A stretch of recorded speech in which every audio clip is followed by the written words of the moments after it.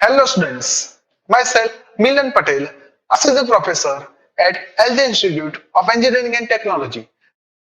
In today's lecture, we will learn the roles of civil engineering, scope of civil engineering, and impact of infrastructure development on economy of the country. So without wasting much time, let's start. First, we will discuss about roles of civil engineers. For any type of projects related to the basic field of civil engineering, a civil engineer has to perform various duties. First, civil engineer has to carry out surveying and leveling for preparing maps. Second task is to carry out soil investigation for the design of foundation of structures. Next is to carry out planning of the building based on fundamental principles of planning and other construction regulations. Next is to analyze and design of structures based on principles of loads acting on the building. Next is to carry out quantity survey and to prepare estimate to know the probable cost of the projects. Next is to invite tenders and selecting the contractors. Then after, civil engineer has to supervise work during execution and ensure progress of the work. Next is to implement management techniques for better management of man, material, machine and money. Next is to carry out valuation of land for purpose of finding its sell or purchase price.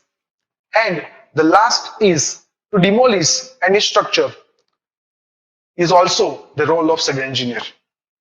Now we will move to our second topic, which is scope of civil engineering. It is divided into two parts.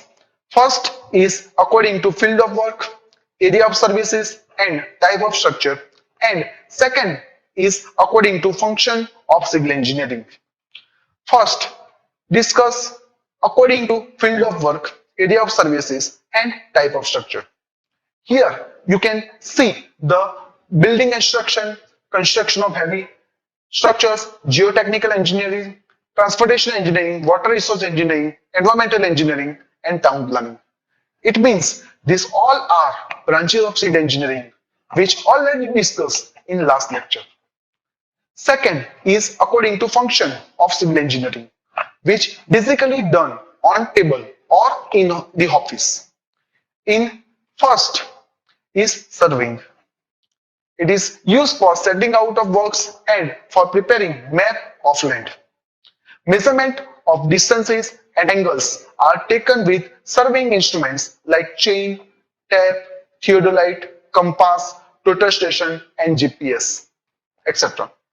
Second is planning of residential building. For that, planning of different units according to their functional needs should be done. Say for example, buildings are constructed to create living space and roads. These are constructed for transportation of vehicles over them. So according to that, we have to plan the structure first. Next is structure analysis and design. It is carried out by first preparing model of structures in software by selecting the type of material like concrete or steel, and then applying probable loads on the model of structures to check whether it is capable to resist or transfer the loads properly without damage or not. By that, we will fix the sizes of beams, columns, etc. This is called as structure analysis. After structure analysis, designing of structure components can be done according to designing principles. Next is professional practices, which includes estimating, costing, construction and contracts. Estimating is all about data of drawing, specification and rates. Costing is to know actual expenditure in the payment of bills to the contractor and many other expenditures. After estimation and costing, we can start construction by inviting tenders and selecting contractors. For that, we have to prepare contract document, which is then signed by contractor and builder. Now, next is construction management, which includes planning and scheduling, construction execution and supervision. Planning and scheduling is procedure of fixing order of execution of different activities during construction. For that, the methods like bar chart and critical path method are used. And before construction, it is required to carry out the actual expenditure of the construction. And while construction, it is required to supervise the progress of the work as per the plan, design and specification and condition of the contracts. Now, next is quality control and research, which is carried out before and during the construction. Before construction, we have to find the best possible materials or methods which is cost effective in overall project. And while construction, we have to assure the qualities and properties of material or construction execution is as per standard or not. And the last is maintenance of structures, which is carried out after completing the construction work. Structure needs maintenance and proper care. Repair works are required to protect the structures to make them free from the effect of damage. Some maintenance works are carried out annually, like whitewashing and painting. Now we will move to our last topic, which is impact of infrastructure development on economy of the country. So what is infrastructure? It is the basic physical and organizational structures and facilities needed for operation of society or country.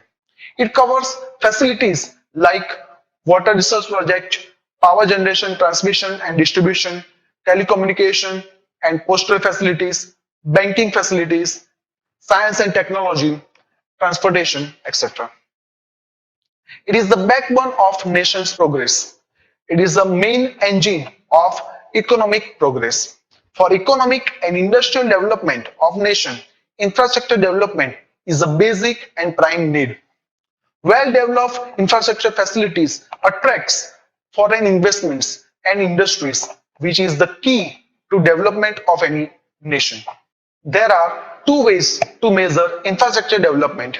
First is per capita income.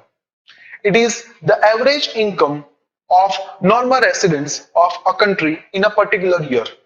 Per capita income is equal to total income of the country divided by population of the country. Second is GDP, which is gross domestic product. It is the value of all fixed goods and services at price prevailing in the market produced in the domestic territory of a country during a given year. Due to acceleration of progress of infrastructure projects, overall development and upliftment of common people can be done. Thus, the infrastructure development is the key to economic development. That's all about this lecture. I hope you all understand the topic of Introduction to Civil Engineering. See you soon in the next lecture.